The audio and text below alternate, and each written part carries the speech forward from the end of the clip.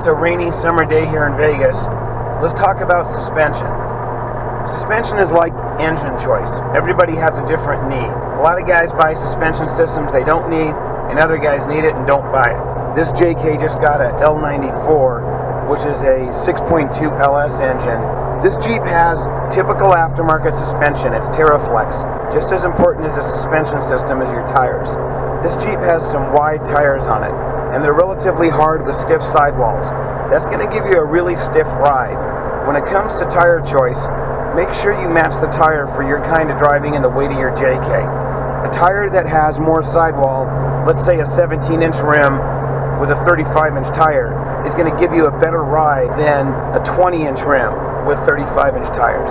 Now, of course, you're going to air down when you're off-road, and that sidewall is going to act as a spring, absorbing bumps and rocks and whatever. How many plies are in the tire, whether it's a light truck tire or a passenger tire, all come into play here. But if you get a tire with a really stiff sidewall, you're not going to have to run much air pressure to make that tire work off-road, and you're probably going to get a rougher ride on-road. So while we specialize in engine performance, we have to take into consideration the suspension system. If we get a really floppy suspension system, one that's meant for a lot of articulation, like a long arm with some relatively soft springs, and then we put a 500 horsepower engine in it, you might have some problems. I've had some two-doors that are short coupled. The geometry is not right. And I did a video a while back that you should go watch about suspension geometry.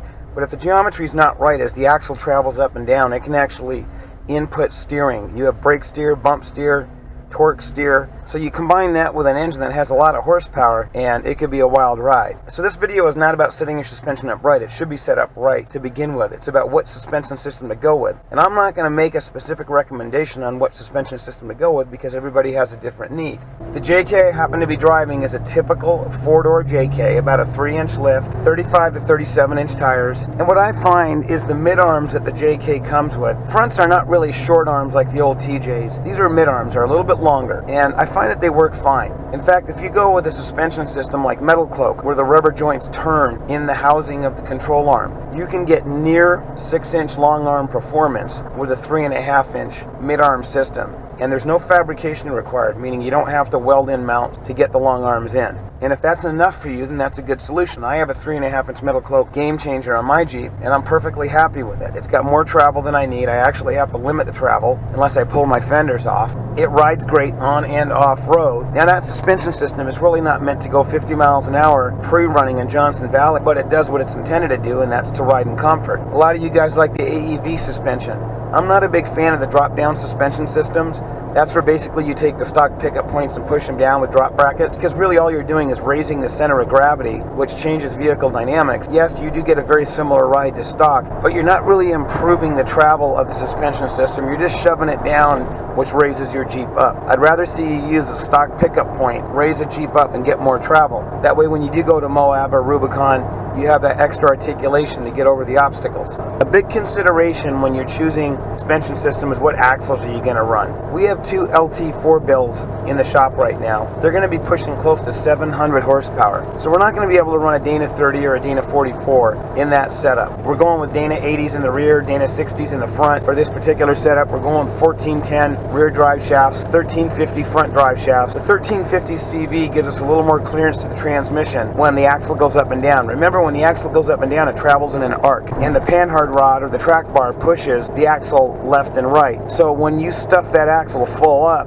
if you have a large 1410 front CV, you could push that right into the transmission. And you could go with Dana 70s, you could go with 14 bolts, you can go with whatever you want. But one of the first choices you have to make is what axles are you going to run. The Dana 44 in the rear has proven to be a pretty strong axle. In fact, we run it in the majority of our swaps. If you get a Rubicon, probably have a Dana 44 front. And for a regular old 5.3, 6.0, 6.2 LS, that's more than enough. If you have 35-inch tires or less, basically those tires will act as safety valves. Those tires and wheels don't weigh 200 pounds each, so the axles can handle that. Yes, you can sleeve them, you can gusset the seas and all that, but the point is with 300 to 400 horsepower, the Dana 44s should be fine with a smaller tire size. Don't waste your money on upgrading your axles. Now, if you drive like a gorilla, you're doing burnouts on pavement in four-wheel drive, then you're probably going to break something, and that's just going to be true no matter what engine you get. If you drive with reason, meaning you're off-road, you see an obstacle, you put your tire between a couple of rocks, you don't just floor it, ease your way out of of it, then those axles are going to be fine. I had a guy with an LS3 in Moab, and that's exactly what he did, is he floored it when his tire was between a couple of rocks, and he actually ripped the C right off the axle. When we start talking about the larger tire sizes, 37-inch and up, that's starting to put more strain on the axle, the drive shaft, the transfer case, pretty much everything. And the reason is those larger tires are not only heavier, and they have a lot of inertia accelerating them and decelerating them with the brakes, but they also hook up. If you take a set of 40s on a hot day on pavement and they hook up, and you put that 400 or 500 foot-pounds of torque to the ground, something's probably going to break.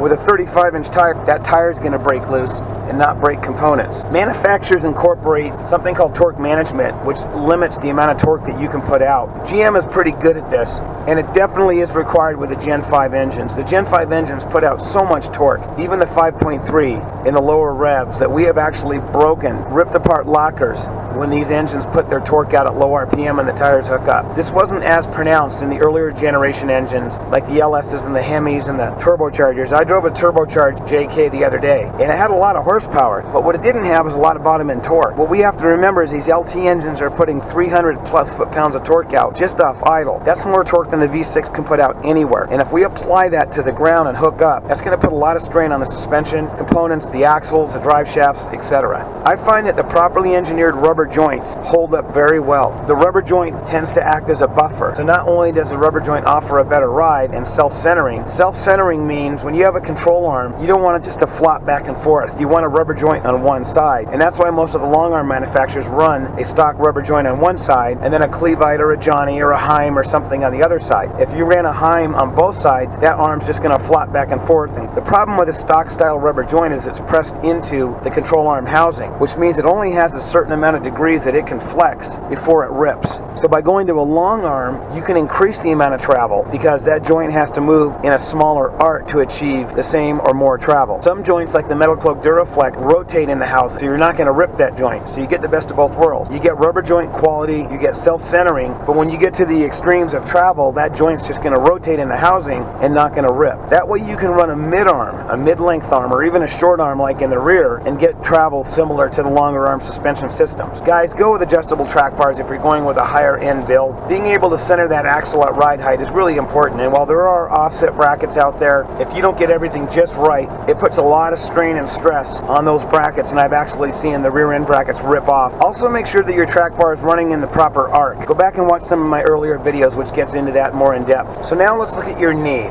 If you're a kind of guy that's just going to stay around town, stay on the highway, maybe occasionally run a trail, you don't need a 6-inch long arm, you don't need a double throwdown, you don't need an elite suspension. Save your money and put that somewhere else. But the flip side is many of my customers drive their Jeeps on the street and then they take them to Rubicon, they take them to Moab, they take them to Fordyce, and they flex these things out. So you need a suspension system that's going to handle the horsepower, is going to give you a comfortable ride on the street, and do what it's got to do off-road to give you the articulation you need. And that's asking a lot out of a suspension system. Now we have to throw into the mix the JK. I have one JK we're putting an LT4 in at the shop right now, and it is heavy. It's got a rooftop camper, luggage rack, armor all the way around. This is a heavy JK. We're pushing 7,000 pounds. So that JK is going to require a different suspension setup than the other LT4 that we're doing, which is pretty much a stripped down lightweight JK. Spring rates, shock rates, they're all going to come into play. I'd say the first thing you have to do once you determine your need, and that is, are you going to be mostly on-road? And yes, I've done builds that are mall crawlers. They're running 22-inch rim.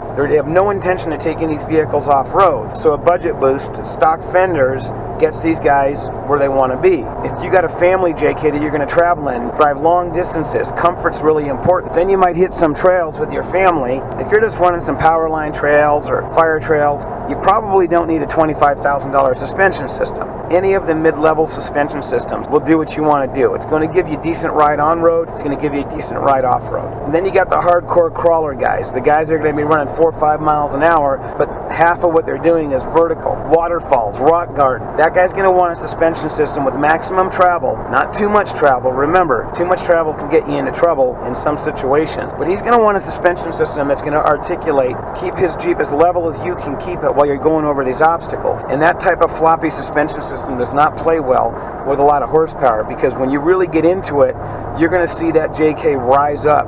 You can power brake some of these suspension systems and watch the suspension wrap up, and that Jeep will raise 6, 8, 10 inches. Then when you get on it, that front end could come up a foot. and when you hit the brakes it could drop a foot. So that floppy type suspension system is not ideal for high horsepower applications. If that's what you need to do what you got to do off-road, then make sure you match it to your engine performance. When we talk about the real high-end suspension systems, the guys that are going to go out and pre-run, they're going to run 50, 60, 70, 80 miles an hour and faster over some rough stuff. The suspension system needs some serious ability to handle that. So we start getting into the double throwdowns and the elite suspensions and the dual shock system suspension systems. And while those systems are great, they may or may not be what you need for your average JK. And the JK I'm driving right now kind of falls right in the middle. This guy's going to do off-roading, he's going to do a lot of highway travel. He doesn't want to break the bank, and he's not really looking to go 80 miles an hour through Johnson Valley. He's got over 400 horsepower in this, so we got to make sure that the suspension system is solid, and basically it is on the highway. I will say that I don't think this system's going to work very well off-road. I think I'm going to get beat up for a couple of reasons. First and foremost is these tires. These tires are wide. These tires have stiff sidewalls and they're wide. Wide tires have their place. Off-road they can be great. In sand, air down, they can be great. But on highway they're noisy, they have a lot more friction, so they reduce economy. Now if you go from a 13.5 inch to a 12-inch wide tire, you're going to reduce the weight and the friction of that tire. You're going to get better economy on the highway, it's going to ride better, there's going to be a lot of benefits to that. But if you're looking to go up a riverbed, which I've had customers do, they want these wide tires with sticky treads. So this vehicle having some relatively small diameter tires that are very wide with extremely stiff sidewalls means it's not going to be pleasant off-road. And while we're on the subject, we've got to talk about bead locks, because when you get off-road you want to air those tires down. By airing those tires down, you are now putting a lot of the responsibility of the off-road ride on the sidewall of the tire. And if you go too low without bead locks, you have a chance of popping that bead off the rim. So you want to choose a sidewall that's going to give you the comfort you want on the highway, but still be stiff enough to handle airing down off-road. And I know this gets complicated and there's so many choices out there. I drive so many Jeeps. Some of them are set up awesome. I go off-road, they run great. I get on the highway, they ride great. And then I get into some other Jeeps and they just beat the crap out of me. And there's no reason for that. So a mid-level suspension system with the proper tire choice may be what you want. When I say mid-level suspension systems, I'm basically talking about suspension systems that are not long arm, that do not require welding. They use the stock suspension pickup points, and there's a ton of them out there.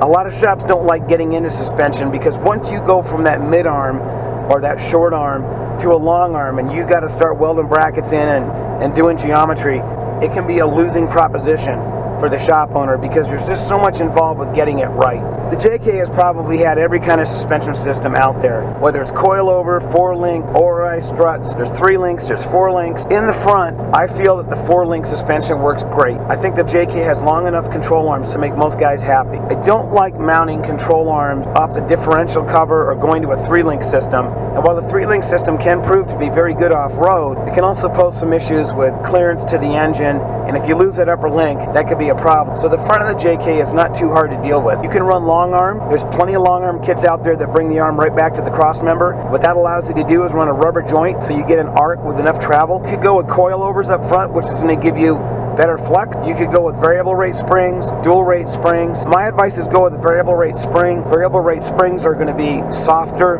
at the beginning of their compression, so you get a better ride in the highway, but as the spring compresses, it stiffens up, so it gives you better cornering and stability in a heavy JK. Try to stay away from the cheap Chinese-made springs that are a single rate, because they're just going to beat you up all the time, and they're not going to corner as well. Get a good quality spring. The spring is very important. Most guys probably don't need a coilover setup, but if you do serious off-roading and highway driving, it may be the way to go for you. Running some ORIs or struts can get into a lot of money, but they can also be the way to go when you're really in the rough stuff. You want to get good flex in the rear axle, but not too much. I've seen guys put too much compression travel on the rear end of JKs, and that can be dangerous. If you're going up a steep hill and that rear end drops down too far, that could bring the front end up. And it's the same thing with a lot of horsepower. When you get on it, it's going to transfer that weight to the rear of the vehicle. And guys, even within the suspension system you buy, there's so many options. What kind of bump stops are you going to run? What kind of shock valving are you going to run? You can run limit straps. It's just endless of the options. You need to get with a guy that knows what he's doing in suspension and matches it to the amount of horsepower you have and what your need is.